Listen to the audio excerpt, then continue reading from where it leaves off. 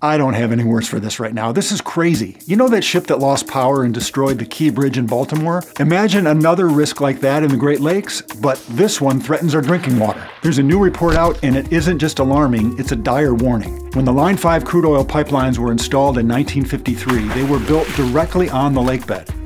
For years, the strong currents in the Straits of Mackinac washed the lakebed away and stopped supporting huge sections of the pipelines.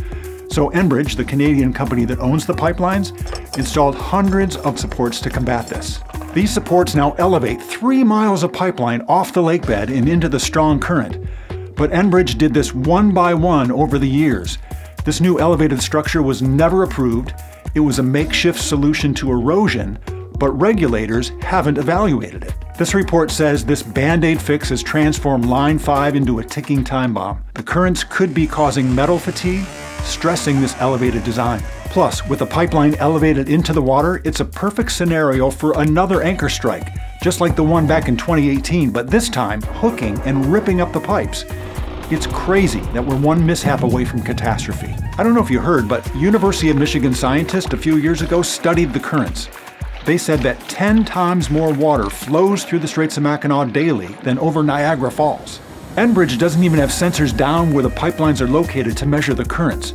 They use a buoy to measure waves, but they take it out in the winter. It's crazy. There's never been an independent inspection of the pipeline.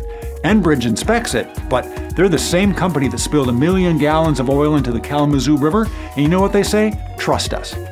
No. Check out the report in our link tree. You know, it's going to blow you away.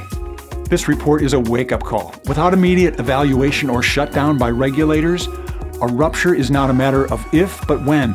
We can't wait another 10 years for a tunnel that will probably never be built. 40 million people get their drinking water from the Great Lakes. A rupture would be disaster.